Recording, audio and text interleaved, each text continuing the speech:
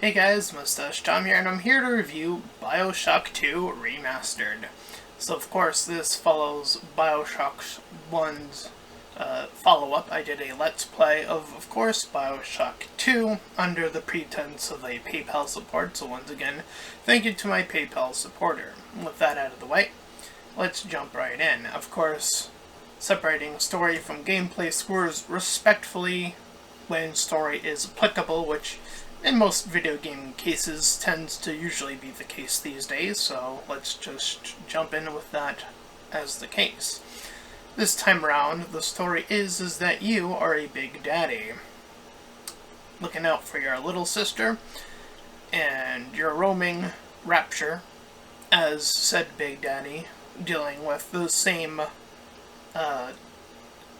nightmared or radicalized group of crazies that live down there with no rule, no intent as to try to get you down, and other big daddies who get upset when you attack them.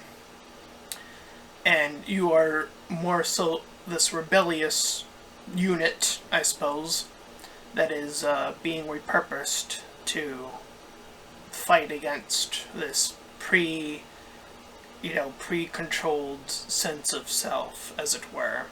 So, not a complex story by any stretch of the means. It does seem to follow in where Bioshock was sort of leaning towards, and sort of exploring an additional idea that still realms within the world of Bioshock, so that it's all good up to code.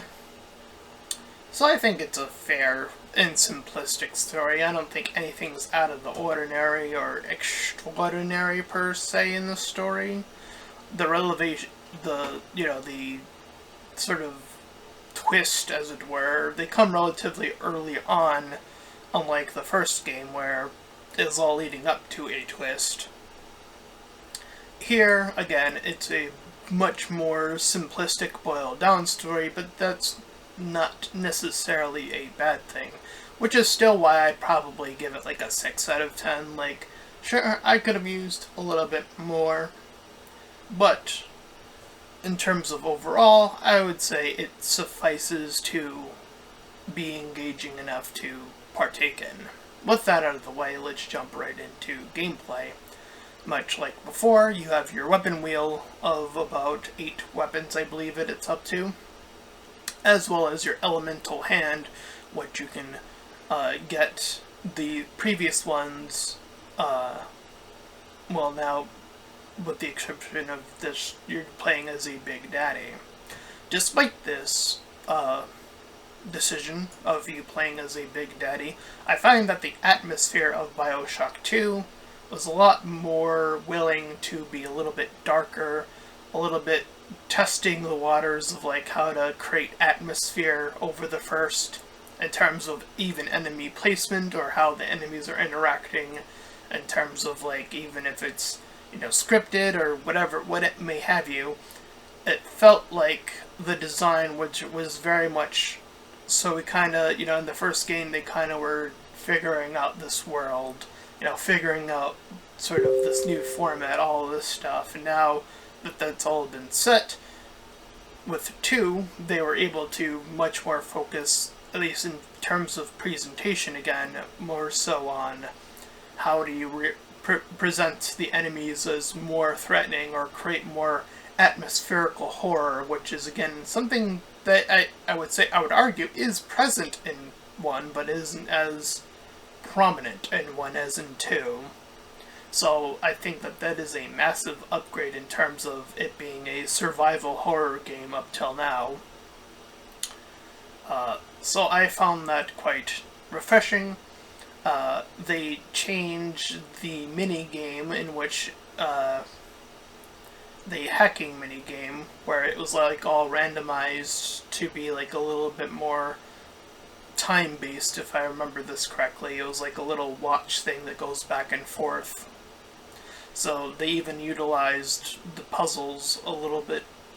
They made them a little bit more simplistic, a little bit more manageable, so it's not just random luck or like unlock in some cases. So I think that's a good thing. But overall, it's still generally outside of the hacking thing. I would say overall, it's still generally the same game with a better atmosphere. So I would probably give the gameplay either a 8 or 9 out of 10. I think this is where the game really shines in its gameplay versus its story, which again is rather simplistic for what it's going for. But again, not even that necessarily bad of a thing. So there are additional ways you can make this challenging, as I noted throughout my Let's Plays. For example, you can harvest using the little sister to grab these corpses, and more enemies would spawn from that.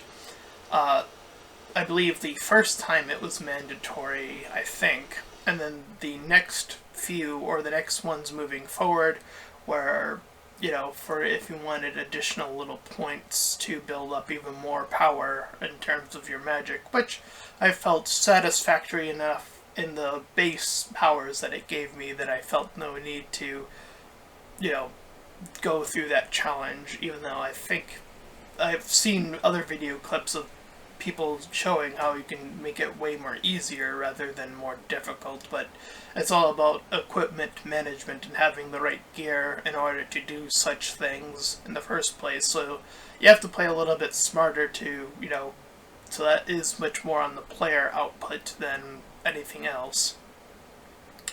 At any rate, I would still say that this is better than Bioshock 1 by a slight margin. If there was a place to jump into Bioshock, I'd probably say still play 1, but definitely check out 2 if you had any interest in it as a game. And with that, I conclude my review. It was a relatively short review, but there wasn't too much to address here, so I like to keep my videos and to respect to how long I should feel I need to talk about them, so that's where I'll end my review, since, I covered everything I think I could, talk about.